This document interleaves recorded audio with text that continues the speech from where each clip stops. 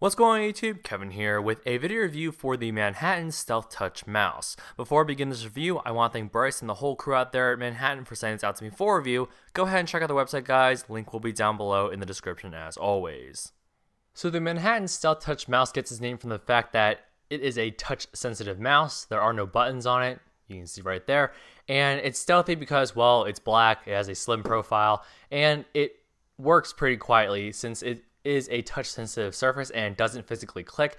It doesn't make a lot of noise, and it makes a very little noise when it does. So we'll take a look around the product. First of all, we have a nice, again, smooth buttonless surface, so that's very nice. It's made of a matte black plastic, which feels very nice on the fingers when you're using it. On the bottom here, we don't have much. We have typical C-shaped cushions, pads, whatever you want to call it, to ensure nice, smooth gliding, tracking, things like that. We have the power button here. We have the laser, which reads at 1200 DPI. We have the battery compartment, which houses two included AAA batteries, and we have the Nano USB dongle. So this isn't a Bluetooth mouse, sorry to say, but we will remove this, and you'll see it is a nano receiver. It's pretty darn small, and it just plugs into your computer's USB port, and then press this button to turn it on, and the LED light will turn on and it will connect, and all that good stuff is done, and then you can use it pretty quick. It's really plug and play. That's how it is. This LED light on the side glows blue to let you know that it's working. It has enough battery power. When you are low in battery, it turns red, and if you're using this for the first time, you press and hold this button, it will flash rapidly blue to let you know it's in pairing mode, trying to connect to the USB dongle that's in your computer. So what do I think about this mouse? Well, first impressions are kind of the impressions I still have. Nothing really improved over the time that I've had it, and I used it straight for about a week, and I just could not get used to it. Now, what is wrong with it that I couldn't get used to? Well, the first thing that I couldn't get used to was the fact that I couldn't push down on the mouse. Now, after a while, that did kind of, I did kind of get used to that. You just kind of lift your finger up, push it down every time, both left and right, and then to scroll, that was fine.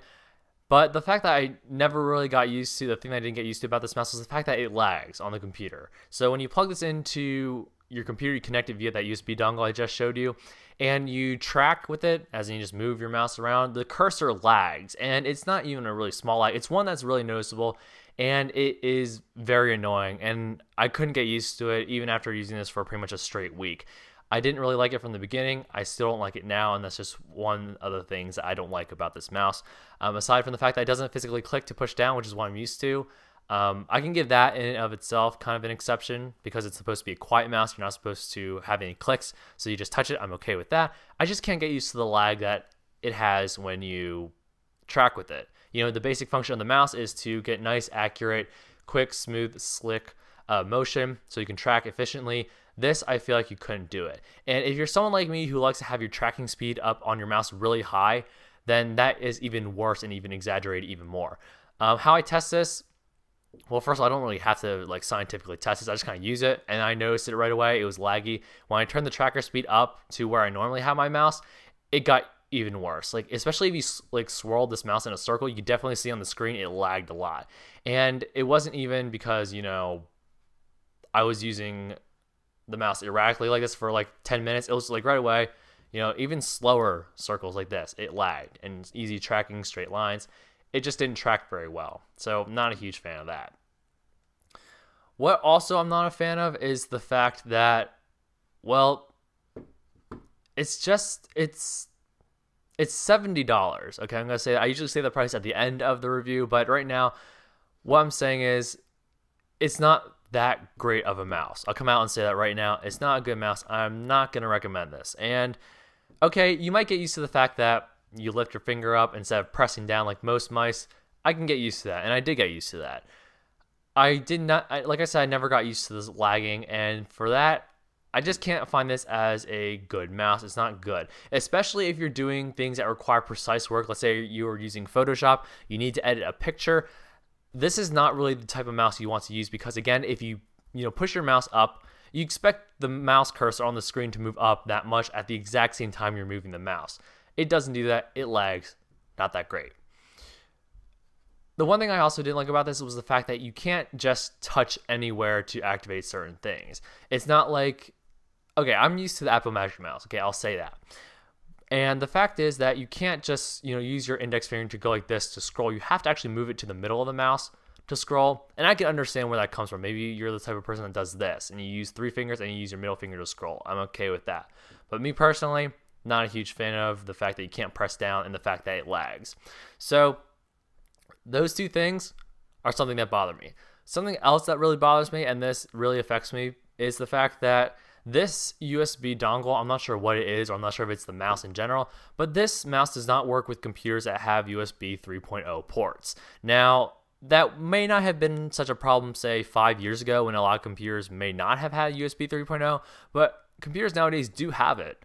And the fact that I plug this into pretty much every single USB port in my house, and I have a lot of computers, a lot of them have USB 2.0. And in fact, I think my laptop, the one I just unboxed recently, my newest MacBook Pro, has USB 3.0. And this simply does not work. It does not show up. It does not recognize this as a mouse when I plug it in. All the other computers in my house, I plug this dongle into the USB port. A dialog pops up on saying, hey, you want to set up a mouse? And you go say, yeah, okay, and then you're done. This one, the dialog does not pop up. It does not move. The mouse does not track. Nothing. So this doesn't work with computers with USB 3.0. And that is probably a huge killer to a lot of you guys out there, because you guys probably have computers that have USB 3.0 by now. And that's something that it just doesn't work. I'm not sure if that's a setting I have to try to enable, but I read the manual, I read it all, and there's something that says that, it's compatible with USB 3.0 or any way to fix that. So it does not fit my computer, which is kind of a bummer because I'm headed off to college and I'm not going to be taking this mouse because I know I won't be able to use it. Kind of a bummer. And I guess it's not a huge disappointment because this mouse in and of itself doesn't work the way I personally want it to. You might think differently, but the fact that you have to lift your finger up every time, it does fatigue your fingers after a while, after using it for maybe an hour or so, or even less than that, depending on how strong your fingers are. It may fatigue your fingers out a little bit faster or a little bit slower, but it does fatigue your fingers, and it does literally become a pain to use. So the lag, the fatigue that it causes in your fingers because you have to lift your hand up every time, the fact that also the battery compartment is poorly designed. Now, I can see why they did this, but they stacked the batteries. And this may not have been a problem if the terminals were facing the same way every time, if it was like positive, negative, and then positive, negative. But it's positive, negative, and the top one's like negative, positive, or whatever way. They're just reversed like that.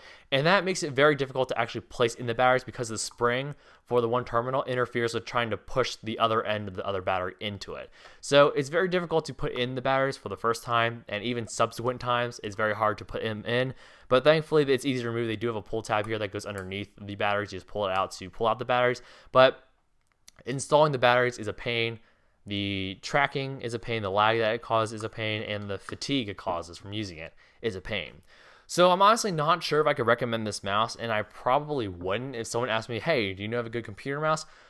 I probably would not recommend this because it's not good. It's not what I consider a good mouse. It doesn't track easily, which is the basic function of a mouse.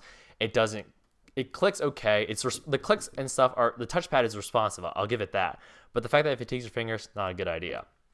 Now, this does have a cool mode where it's called presenter mode. This is the one thing that's good about this mouse. When you pick it up off the surface, whether that be your mouse pad or the desk that you're using it on, it automatically goes into what's called presenter mode. So when you lift it up, none of the clicks will work. The scrolling won't work. The only thing it recognizes are left and right swipes. And this is for PowerPoint presentations, keynote presentations. You swipe right and left to go back and forth between your slides or your builds.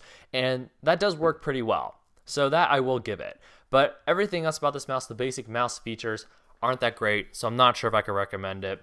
I don't think I like this product very much. So with all that being said, again, I can't really recommend it. If I had to give it a rating, especially considering the cost of $70, you can definitely get mice that I think are better.